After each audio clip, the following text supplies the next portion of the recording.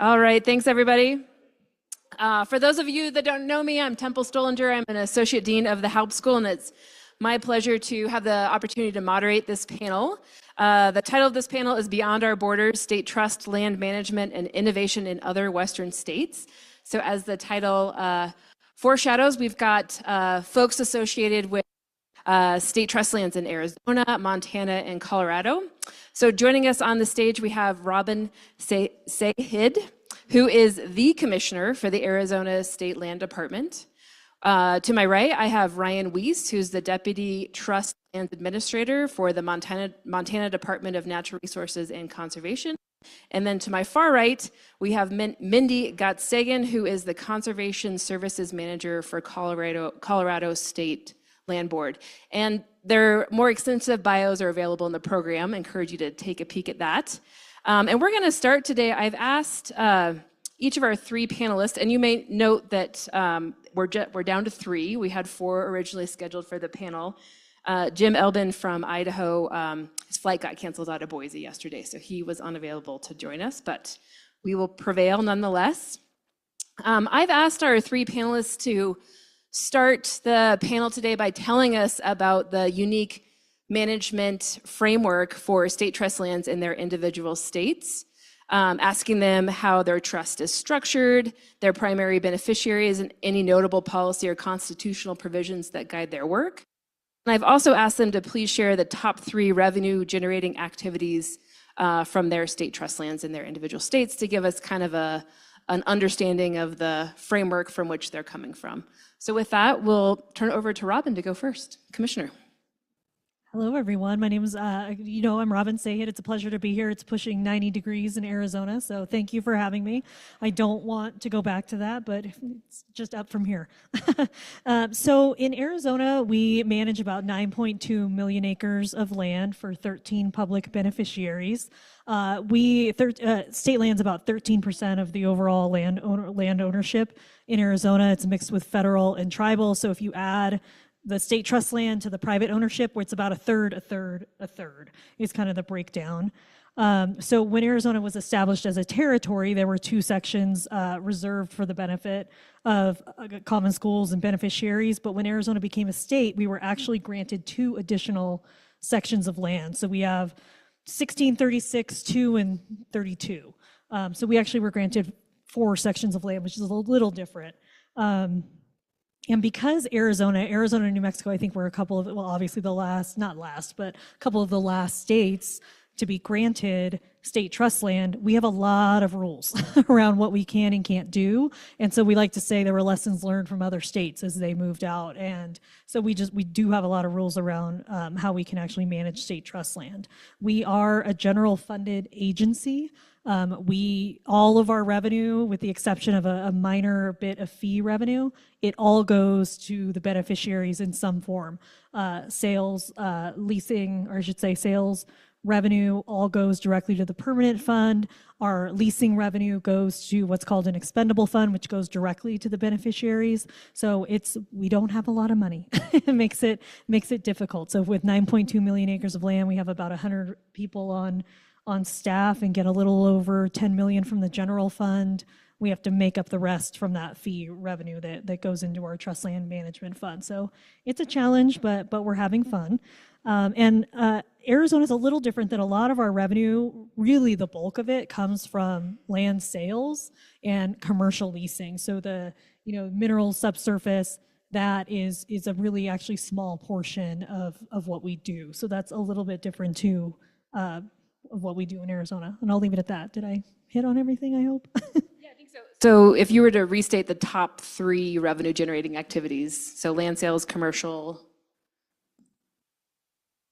Turn this off. Yeah, that's really it. Commercial, sales, leasing, rights of way revenue, and that's really it. I mean, sorry, did you want me to go over the revenue from?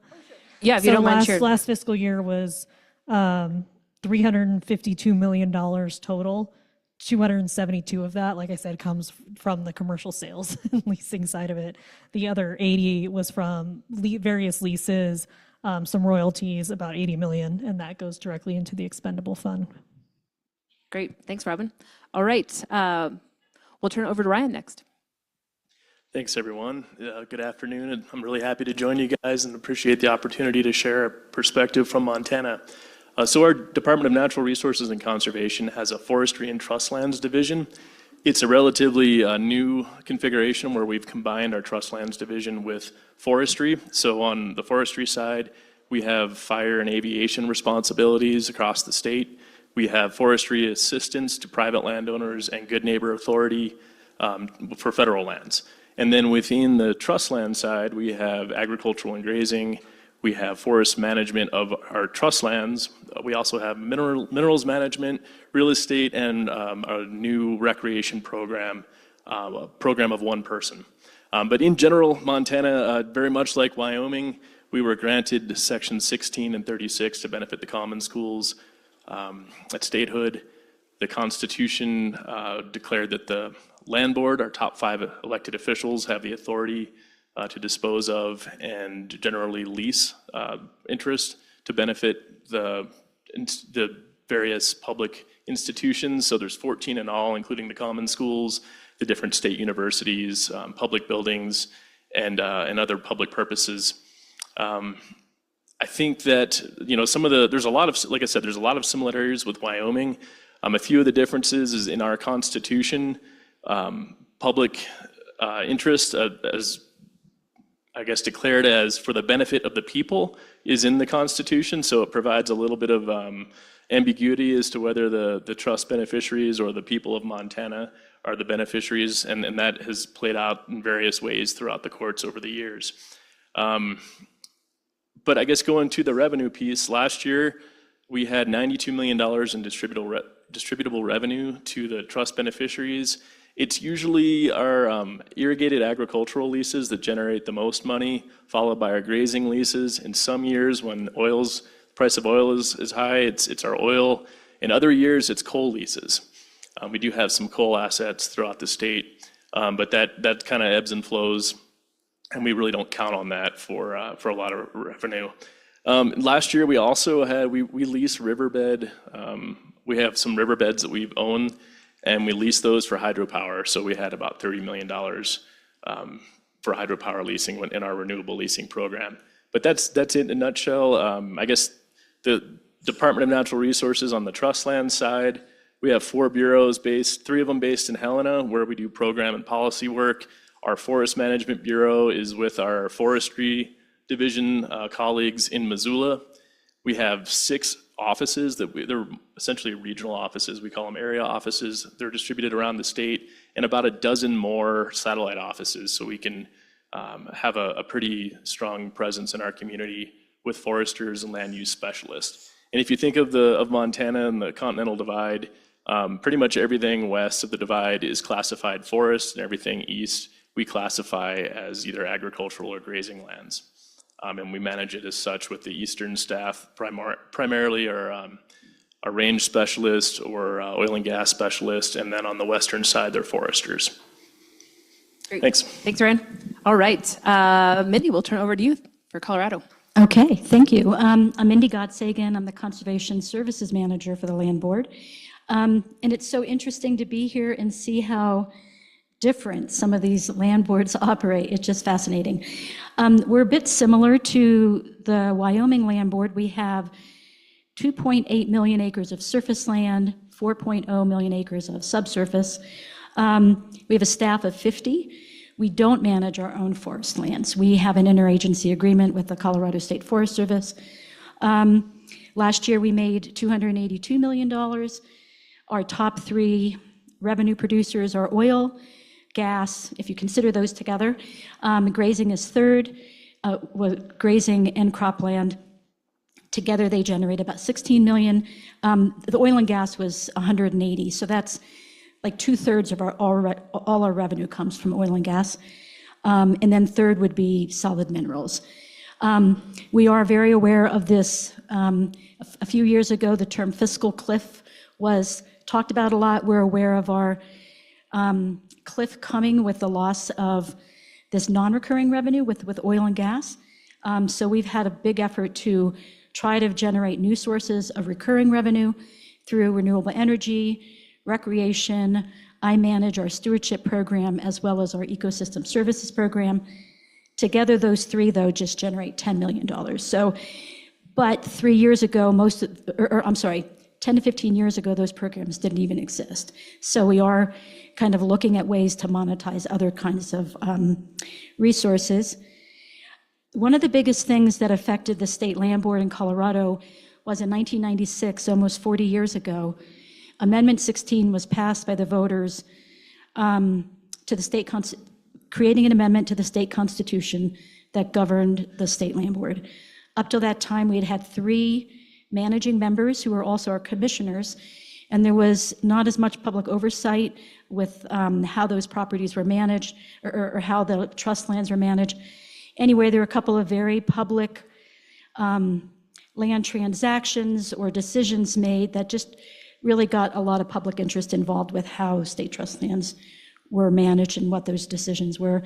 And so the voters of Colorado narrowly passed, because it was a complicated constitutional amendment, but did pass how the state land board is managed. So there's currently now 5 public members. They oversee the staff. Our executive director is staff to those 5 people. They're appointed by the governor and approved by the legislature, or confirmed, I forget what the verb is, but there can be no more than 3 members of any political party, so they have to be kind of split. And so that's been how we've been managed for the last 40 years.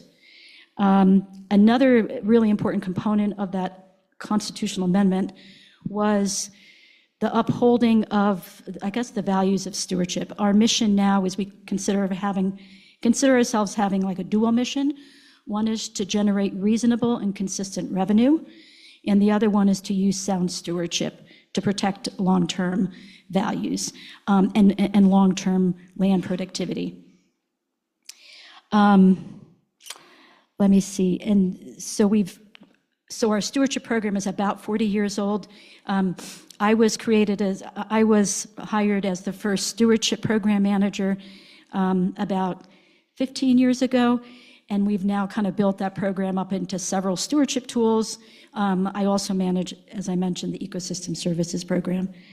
And I think that's about it for right now. Okay, great. Thank you for the background information, everybody. We're going to move on to the first question, which is, what's the most interesting or impactful thing your office has done recently in managing trust lands, and how has it worked out?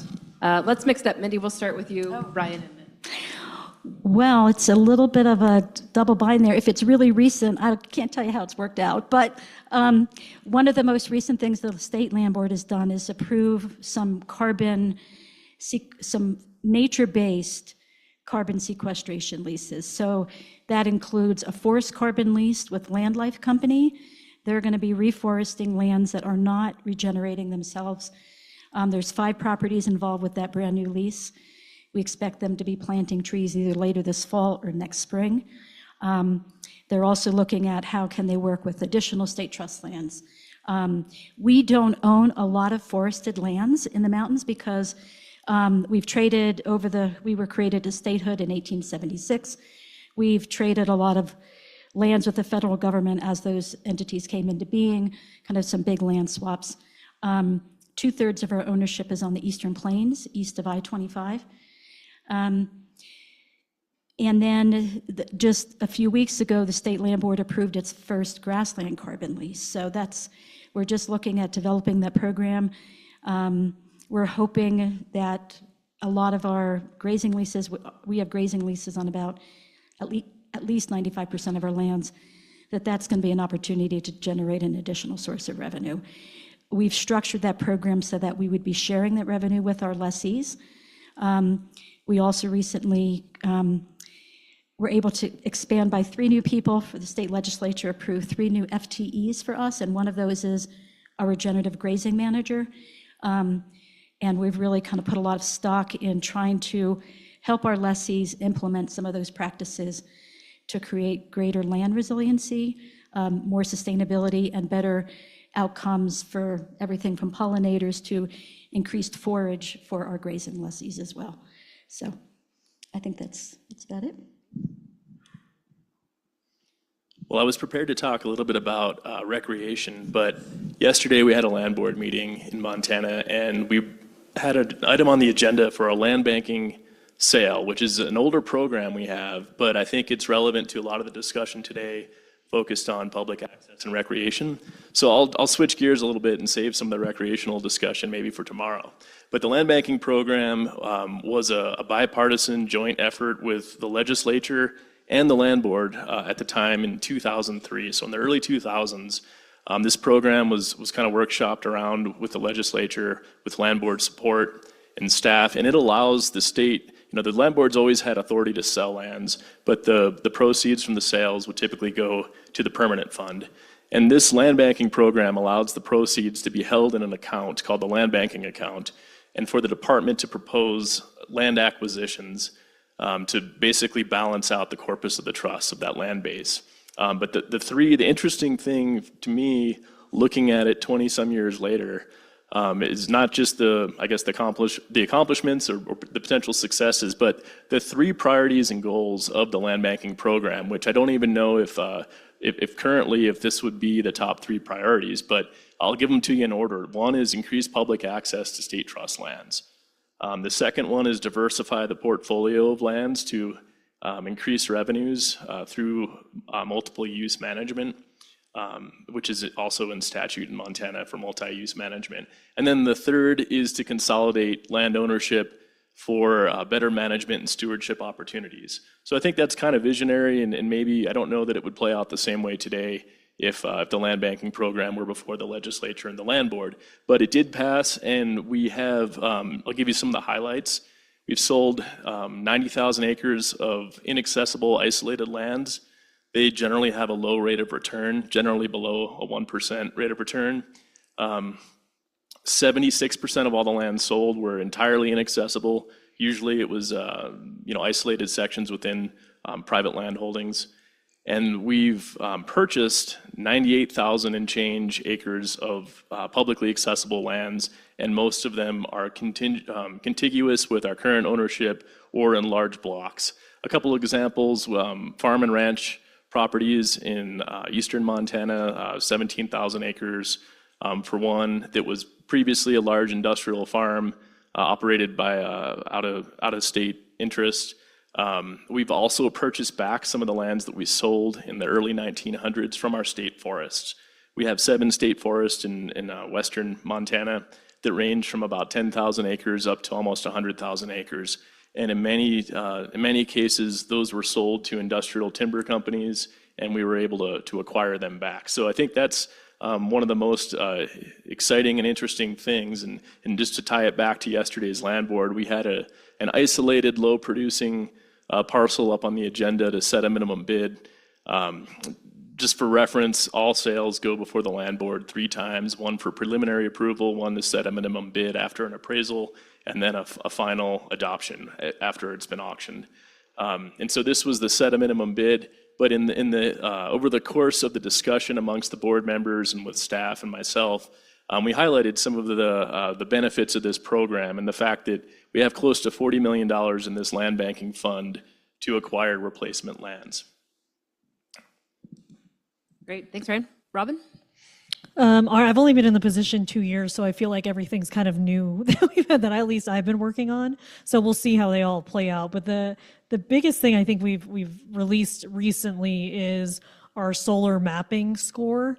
So surprise, surprise, Arizona is very popular for solar. So we've been inundated with solar applications. I mean, hundreds and hundreds of them, and we have now just one person dedicated, it's all we can spare, to helping process these solar applications. So we needed to find a way to streamline this process. We were getting applications on land that we would never ever consider for solar. It's not even conducive to solar, but people like to throw applications in to get their kind of project in the queue.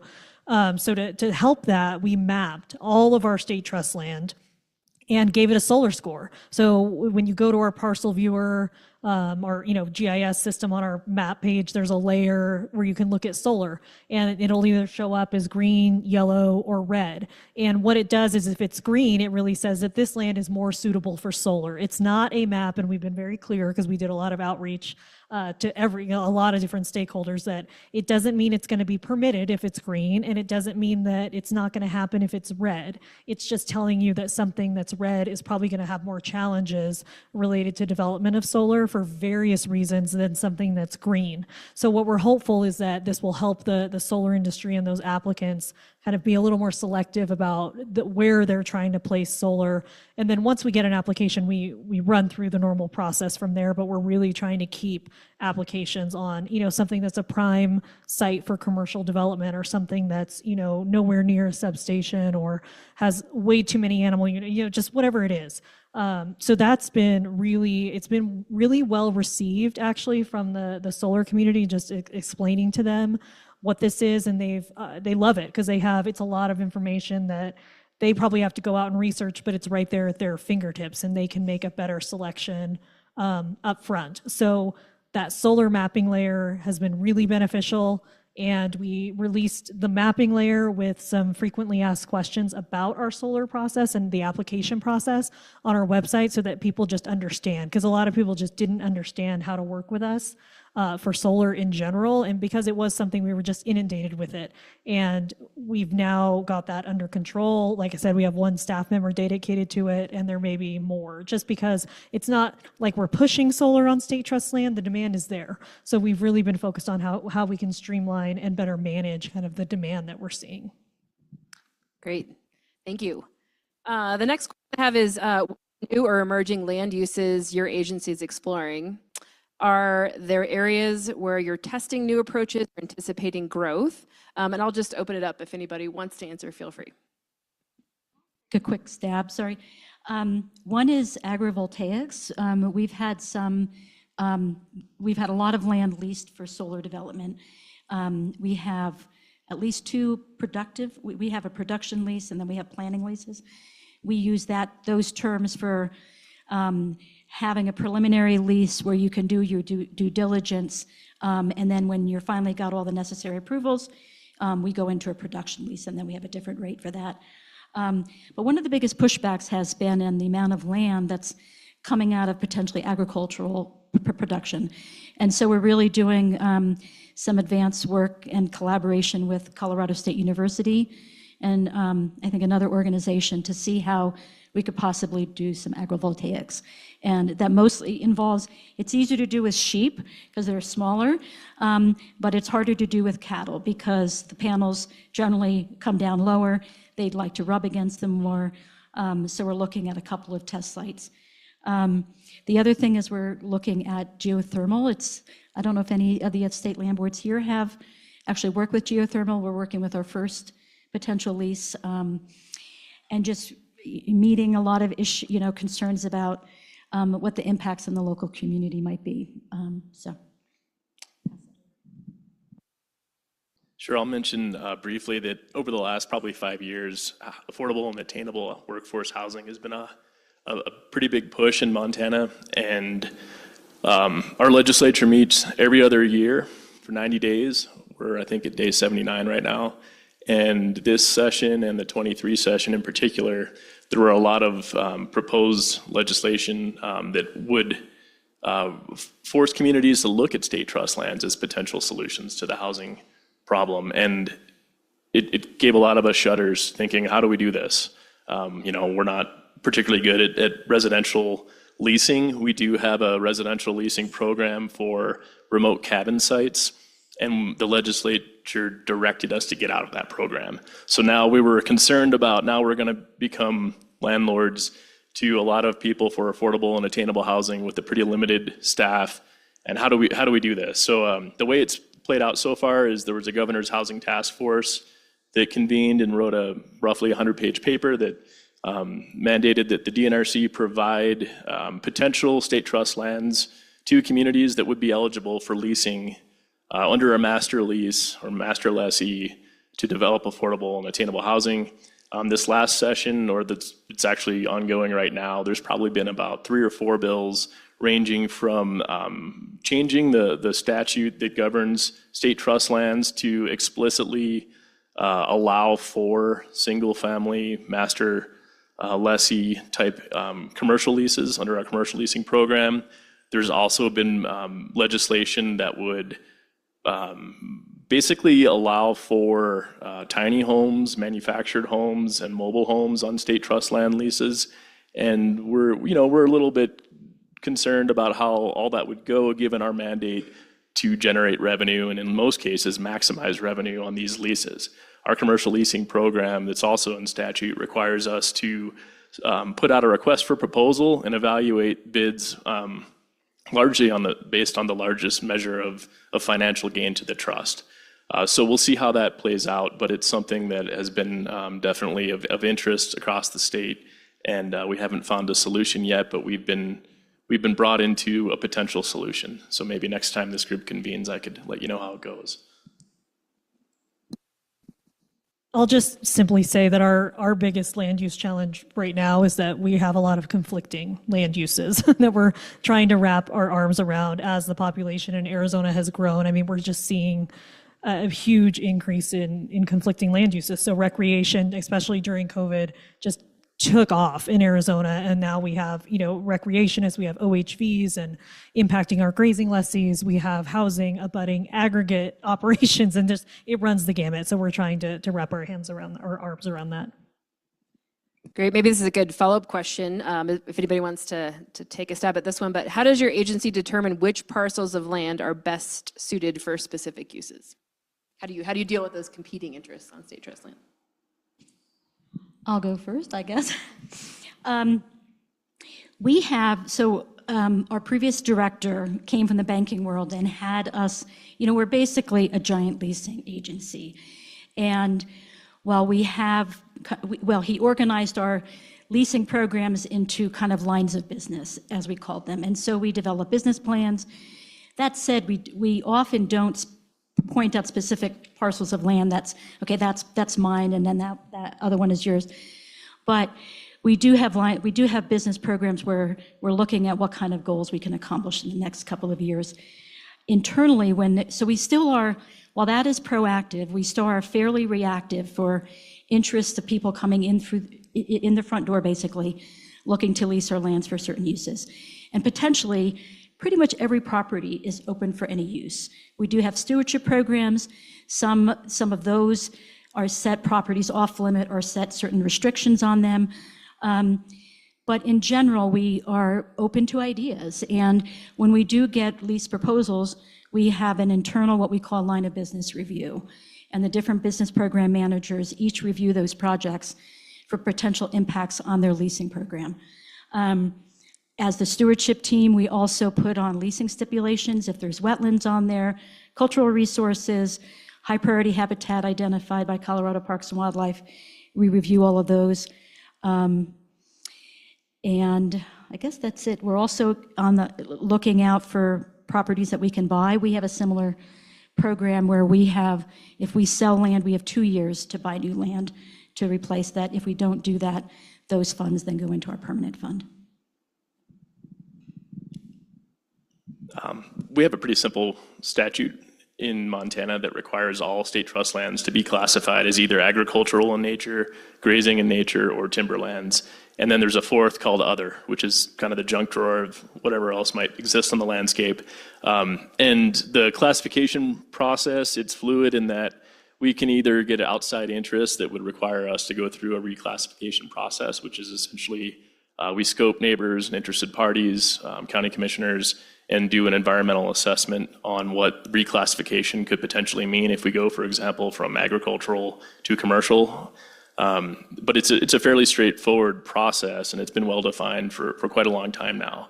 And to support that statutory requirement, we also have a trust lands economist and a team of planners who periodically will do what we internally call the Development Economic Site Index. So we'll look at growth patterns, land use plans from cities and counties, and see what's in the path of development and what's been zoned around us and where infrastructure has been upgraded, and we might take it upon ourselves to reclassify a piece of state trust lands and then put out an RFP for development if we believe that that would be the highest and best use of that property. And I'd also be remiss if I didn't state that the highest and best use is also a requirement in statute for Montana. Same, perfect segue. Highest and best use is really that's the driving force.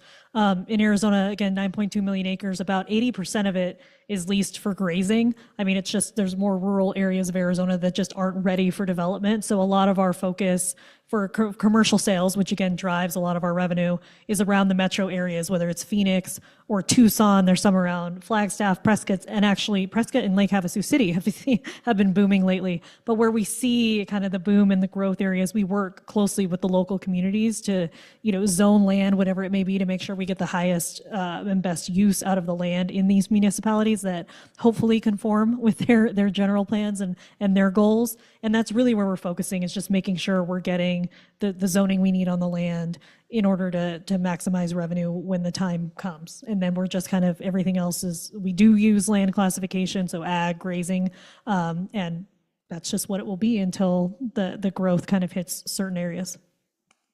Great, thank you all.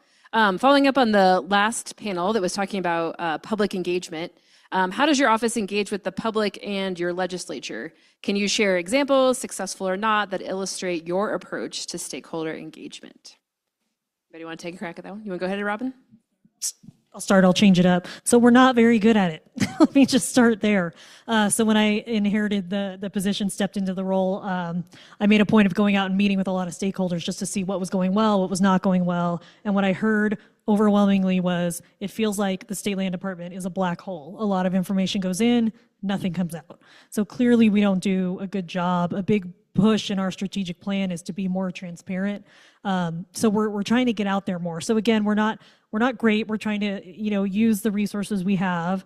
I've been spending a lot of time doing a lot of presentations in state, getting out to rural communities that we don't or haven't traditionally worked with to say, hey, we're the state land department. This is what we do. Kind of what do you have going on in your communities? How can we work together and partner together to hopefully reach both of our goals? And I've done that throughout the state, and a lot of folks said, we've never seen a state land commissioner in this part of the world. And so they're very appreciative of that. So it's really just starting at the grassroots level of just getting out there and spending time and just introducing them to what state trust land is.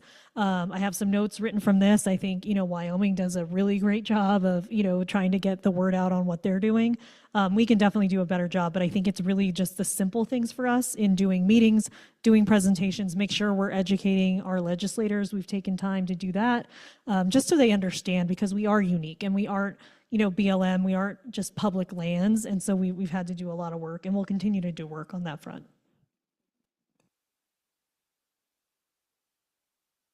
I'll briefly touch on each of the three. For the public, we have a communications director that is not a new position, but has brought a few new ideas, including social media, which most of us at DNRC do not follow or participate in. So that's kind of a new thing for us, to release stories on Facebook or Instagram. We also redid our website. We put an interactive web map that interfaces with our state's Fish, Wildlife, and Parks, so you can look and see what state trust lands are accessible, how you can plan your hunts or hikes or backpacks accordingly. For our land board, we have each of our 5 land board principals has a staff member who we work with weekly for the coming land board agenda. Our land board is required to meet monthly, and we offer, usually as requested, but field trips to look at interesting projects, whether they're controversial or have potential for significant income, or just out of interest. There might be a certain part of the state that we regularly have items on the agenda for. And then new to us this past year, beginning in July of 2024, we did what we called our legislative roadshow, where we toured the state. Our director and some of our administrators and programmatic leaders went out and met with elected officials and people who were running for seats in the legislature. And we met with them, whether it was in one of our satellite offices or in a diner or a bar or wherever we could get room to fit. And we asked, what do you know about state trust lands? What are your concerns? What are your constituents asking about? And some of those relationships that we forged about 6 months ahead of the session have really helped us as we've gone before committee. We've also made it a practice to come in as an informational, and this might be unique to Montana, but we come in pretty regularly to provide testimony on bills. And if we're not a proponent or an opponent, we'll be there informationally in case the committees have questions. Fascinating. In Colorado, we have county roundtables. So the board travels. We also have 12 meetings a year, once per month. From April to September, basically, the board travels around the state, again, looking at interesting, parcels or leases that are coming up. Prior to each one of those meetings, we have a breakfast roundtable, and we invite all the county commissioners from that county and the surrounding counties to participate in about an hour to hour and a half meeting prior to the beginning of that board meeting. And so that's one way we reach out to county commissioners. Some of our district staff also meet with county commissioners and attend those meetings. We have an ag stakeholder roundtable that we meet with at least once a year, inviting all the stakeholders from all the different ag commodity groups to talk about, to learn. Actually, we rely on them to say, what are you interested in learning about? And then we present on those topics. And then prior to our board meetings, we always have an open public comment period at the beginning of our meetings for comments that are not, for items not on the board agenda. We ask that comments about a board agenda item happen during that presentation on there. We do put our board packet out like a week ahead of time. And just participating in my table's discussion about how do we make changes. It's fascinating. We have a lot of public comment on a couple of issues that are really of local interest. We are subject to state, to local zoning and all local zoning regulations. That was first occurred in, I think, 1987, and then was strengthened in the 1996 Amendment 16. So we are totally subject to local land use.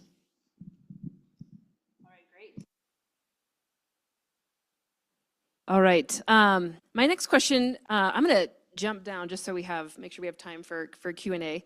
So I'm going to ask, have there been any recent legislative, regulatory, or constitutional changes in your state that are enabling you to manage trust lands differently? Are there tools you wish you had but currently don't? Anybody want to take a crack at that?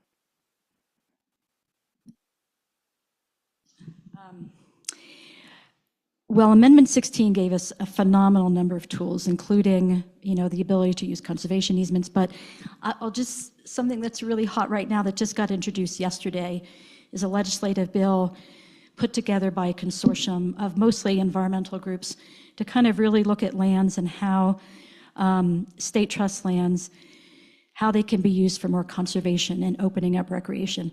So one thing that is different, I forgot to mention about Colorado to Wyoming, is that our lands are not open to the public. For recreation. We lease about a third of our lands to Colorado Parks and Wildlife for hunting. We lease, and so that's about 30% of our lands. We lease another 20% for private recreational hunting leases, but they're generally not open to the public. And so there's been this longstanding tension for the public to want to access more state trust lands. And there's also been this interest for conservation. I will point out, I don't think I've mentioned it before, but we generally don't use the word conservation. We almost avoid it. We just use stewardship, because we're really, conservation, there's this idea that the land has to stay as it is and it has to be conserved and not change. We've moved away from leasing for public open space, because once you do that, once we've done it, it's just captured. We call it captured open space. We cannot then use it for anything else. It's just this kind of tacit public kind of ownership of it. So we've moved away from leasing for open space. That doesn't mean we don't lease for other lesser uses. But anyway, we're kind of bracing ourselves for this kind of impact. Again, 10% of our lands are in what's called the stewardship trust. One of those efforts is to kind of not have any revenue generated from those lands. That's 10% of our revenue. And we only allow uses on those stewardship trust properties if they don't impact natural values. And so they're almost all grazed, but we have other uses like even oil and gas that we developed special plans for.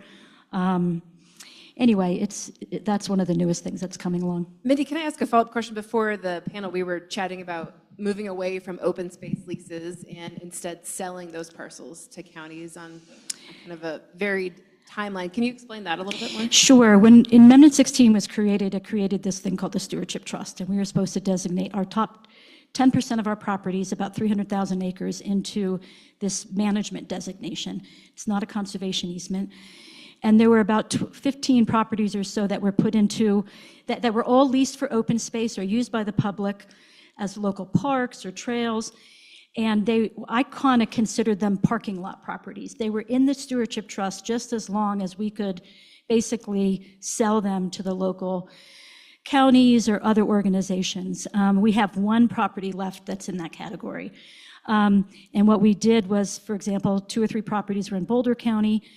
We, we're getting $1,000 a year, $2,000 a year for open space leasing. The property's worth a phenomenal amount of money. We just said, you're gonna have to buy it. We're not meeting our fiduciary responsibility. And so we entered into a long-term agreement where they would basically lease to purchase. They started paying us much more money, and that amount went toward the purchase price. So we had them appraised, and that has happened, 10 or 15 times. We only have one property left where that's still in this kind of public use. So we try to avoid it because we call it captured open space. So. I'll go off of a similar theme that what Mindy addressed here. We have a very simple bill in this year's legislative session. It's department sponsored. We found a legislator to carry it. And what it does is it adds public trail as a purpose that the land board is allowed to issue a permanent easement for. Prior to that, we had a list of about 50, maybe 60 different purposes, including public parks and natural areas. We've since gotten away from natural areas being an easement purpose. But the public trail piece just provides some clarity and certainty. And the way we authorize recreational trails is through easements. We've done it short-term through land use licenses. We've looked at leases, but the way our fee structure is, it's just not really, generally speaking, it goes up 2%. There's a cost escalator every year, and we reappraise the land every 5 or 10 years. So it's really not a sustainable or durable solution to have that trail on the landscape. And in most cases, once a trail's on the landscape, it's there forever. So we prefer to ease those trail uses permanently, and we capture full market value at that time.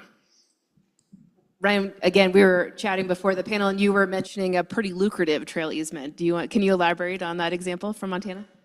Sure. We just got an appraisal report back, a before-after value for a trail network being proposed northwestern Montana, and it's about, including the corridor, it's about 160 acres through our Stillwater State Forest, and it's just north of $24 million. All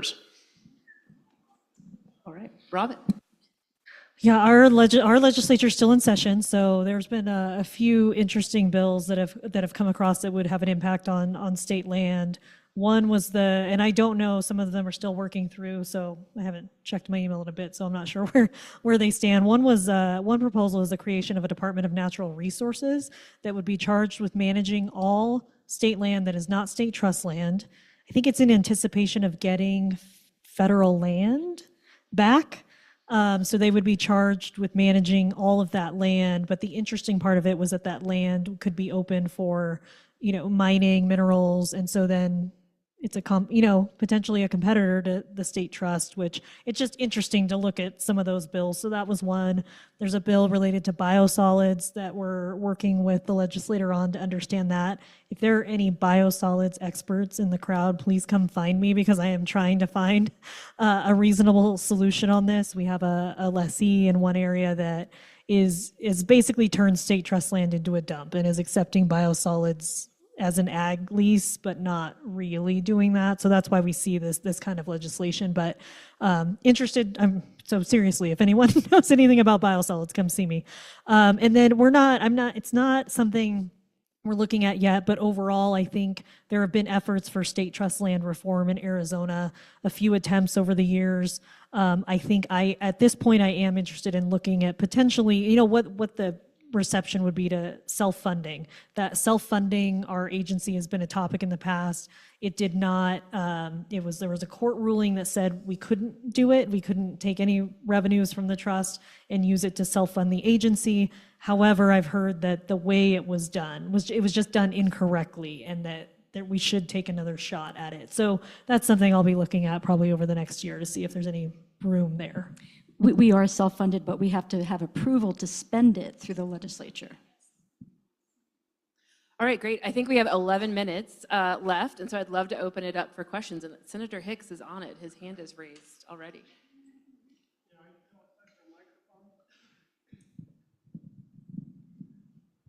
Yeah, I'm curious that with all three of the different states, regardless of the type of activity that you are, let's say, leasing or permitting or renting on those state trust lands, do you guys pay property taxes on those lands?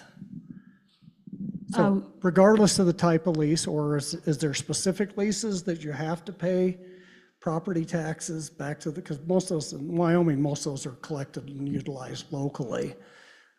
So do you pay property taxes on those state leases? We do not, but our lessees are responsible for paying any local possessory interest tax.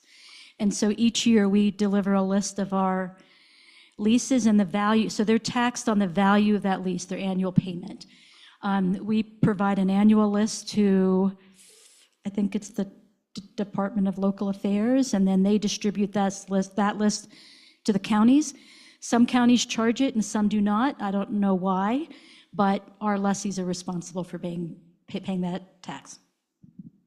And in some cases, I will say, we were just talking the other day that that possessory interest tax is more than they might have, that another landowner, that what they would have owned under the ag assessment, I think. I don't know.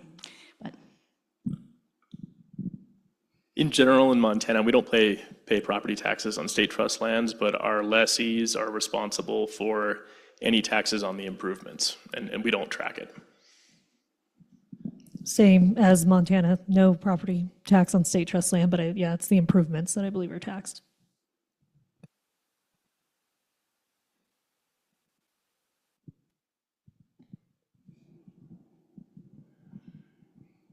Enjoyed your conversation. Has the downsizing of federal agency partners impacted your agencies at all? I will say yes. Some of the funding that had come through USDA, with NRCS, like EQIP funding, that's definitely affected it. Some of the wetland restoration projects, those projects have been on hold. And we're just beginning to see some of those. Just yesterday, what's today? So last Monday or Tuesday, the soil health program, for what's called STAR, Colorado was really one of the states leading that, at least out in front and developing a really big program in Colorado. We had 164 or so ranchers and farmers signed up for that. That funding was completely taken back. There were 8 staff people, but importantly too, that the annual payments for soil health practices were clawed back from the participating ag producers. And then the U.S. Forest Service, some of the wildfire projects, wildfire mitigation projects and forest health projects have already been put on hold. That's just the beginning of it, I think. In Montana, we paused some of our federal pass-through grants for community wildfire protection grants, and we've since been reimbursed and resumed payment of that, but we did put I think it was about a 2 or 3 week pause on some of the work activities that were occurring, not on trust lands, but through our larger forestry and trust lands division. And then some of our valued partners have since departed their employment with the federal government, so we're kind of left with not knowing for certain who to contact and whether those roles will be filled and at what time. Nothing yet. So we think some of the staffing stuff will trickle down eventually. I think some of our other impacts, and they're not really impacts yet, are more on the policy side on things like wind. So we have some wind projects that we're not sure where they're going to stand on BLM that are also on state trust land. So we're watching all that. I did hear Mindy say that Colorado was, their leasing was subject to county regulations and zoning. How about Arizona and Montana? Are your state lands subject to existing county regulations? Yes, for Arizona, yes.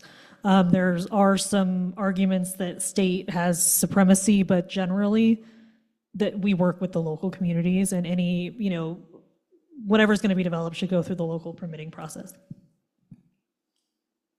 Same as Montana, we have a statutory requirement.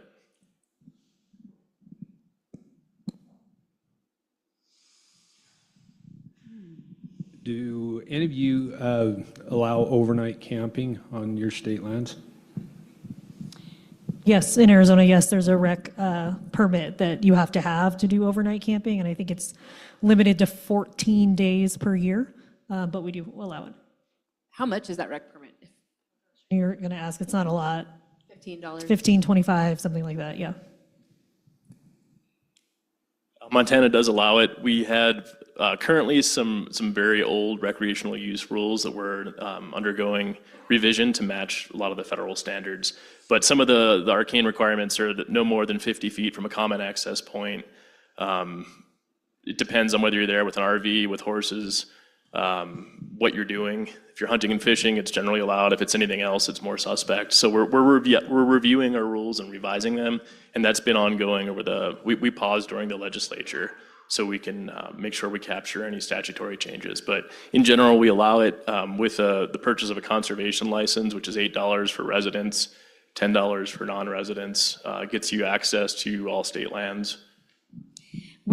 Colorado does not allow it unless there's a special recreation lease, either by arrangement with Colorado Parks and Wildlife or a private recreation lease that allows it. But it's very unusual. Ryan, I was curious about the land banking program and what the motivation is for the buyers who are buying those isolated parcels. So far, it's ranged from small parcels where people just, I guess they're generally adjacent landowners, I guess, to simplify it, or it's an in-holding within their larger contiguous ranch property or farm property, and they don't like the blue square there. One more quick question. So what's the balances in your accounts for your permanent land funds for either the revenues that you've derived from sales or if you divert other mineral type revenues? And then who's responsible for investing those in each one of the states? And so what's the balance and who's responsible for the investments of those corpuses? Well, I don't have the exact number. Ours is in the billions. And it's managed by the state treasurer. I can find it though. I can look it up right when I'm off the stage. I'll go next because I know it's kind of a short answer, but we have just 1.25, something like that, billion. It's pretty small. And the legislature has at times swept our money. So the oil and gas non-recurring revenue should go into that. In difficult financial times, the legislature has swept it for a period of like up to 5 years. And so they're, taking away that future revenue potential from future generations of trust beneficiaries. That's not the case right now. That's stopped. But I'm envious of Wyoming's amount, I guess Arizona. Ours is relatively small.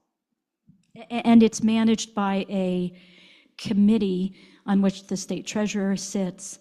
I forget the name of the committee, but one of the thing that has hamstrung Colorado is that we were limited with the kinds of funding that it could generate, and so we were like getting 3% return. It was terrible, and we've been able to make minor inroads to getting those rates of return up.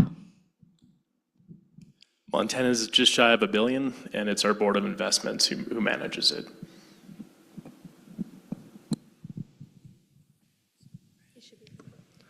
Yeah, this is for Robyn regarding all the applications for solar farms. So are those applications all for commercial transmission to the grid in general, or are there some just for put them up, but it's a carbon offset? No, I believe the bulk, I can't say that there's none for the latter, but a bulk or for commercial transmission. Great. I think we have time for one more question, if anybody hasn't. All right, got one in the back. Thanks, everybody. Josh Menton with the Wyoming Field Manager for the Theodore Roosevelt Conservation Partnership. Ryan, mainly question for you, but also the others, if it's relevant, would appreciate you hearing from you too. So you mentioned with your conservation stamp, my question for that is like, how is that enforced? Like, who's in charge of enforcing, making sure that people have that? And then also, like, how much are you generating annually in revenues with that? Great question, thanks. This is one of the things I contemplated talking about for one of the prior questions. This was a result of legislation that passed in 2023. So Fish, Wildlife, and Parks has historically contributed, I think it was $2 per conservation license sold to hunters and anglers to the state trust land. So that's essentially how we get compensated for general recreational use. There was also a required $10 state recreational use license that very few people purchased. It was Fish, Wildlife, and Parks, or Game and Fish, essentially, who have enforcement obligations for hunting and angling. But the legislation that passed in 2023 allows for game wardens at Fish, Wildlife, and Parks to enforce all state trust lands recreational use rules on all those, and it's all under the conservation license. And now $3.50 from the sale of each license goes to the state trust. And I don't have the specifics. I did leave a pile of annual reports on one of the tables out there, but we went from a little over $1 million a year through this combined $10 state recreational use license requirement and the conservation license distribution from Fish, Wildlife, and Parks. And once we consolidated, I think by merely the fact that more people purchased conservation licenses, we were up to $2.2 million for general recreational use last year, fiscal year 2024. Great. Well, please join me in thanking our panel, first of all, for traveling all the way here, and then for a great conversation.